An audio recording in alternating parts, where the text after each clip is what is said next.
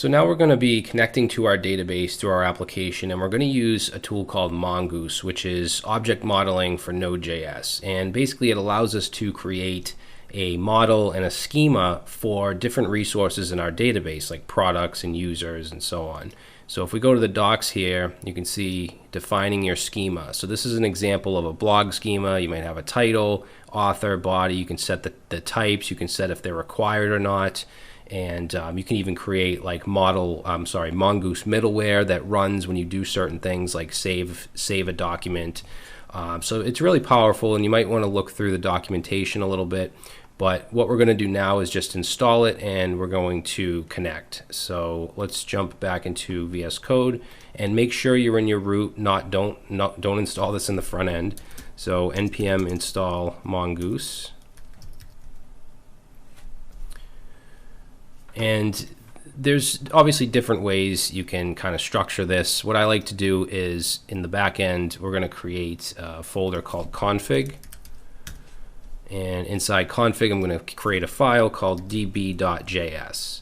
So this is going to be our database config file or our connection file, whatever you want to call it. So first thing we want to do is import mongoose from mongoose. And then we're going to create a function. I'm going to call this connectdb, and this is going to be asynchronous because when we deal with MongoDB, when we call like .connect or .find or create whatever, it's always going to return a promise, and I want to use a sync await. So we're going to make this function asynchronous, and then we want to wrap this in a try catch.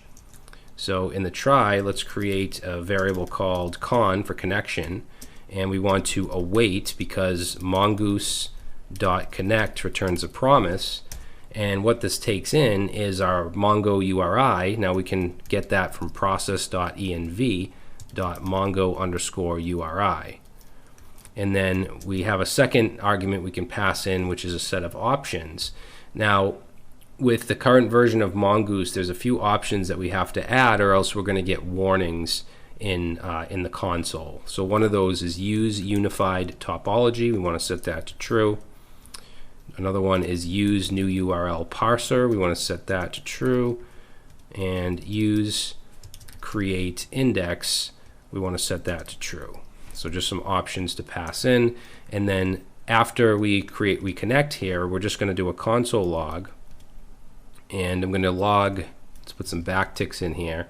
And we'll say MongoDB connected, and then we can get the connection string, or the connection host. So right here, I'm going to take that con variable or con object and call .connection.host, and it'll show that in the console.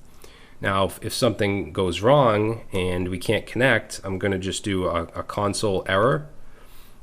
And in here, let's put some backticks, and we'll say error : and then that error, this right here that's passed in, should have a message on it.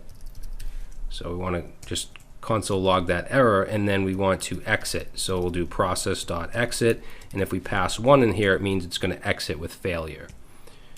And then down here, we just want to export the function. So export default connectdb, and save, and we should be good with this. Now we need to bring this into our server.js, so let's go back there, and we'll go right under, let's see, right here, and let's import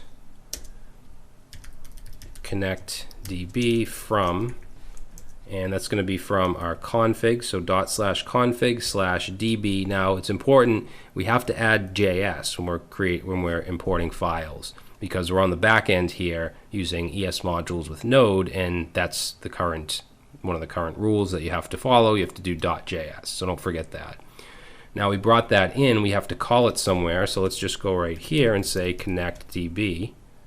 Whoops, connectdb. And we'll go ahead and save that. And now when we run our application, we should connect. So let's go down here, and we only have to run the server. So let's do npm run server. And here you can see server running in development mode on port 5000, and right under it we have MongoDB connected, and it shows the host here. Okay, so we're now connected. So we need to start to model our data, but before we do that, in the next video, I just want to install a package called Colors so that we can add colors to our console and make these, these messages pop a little more.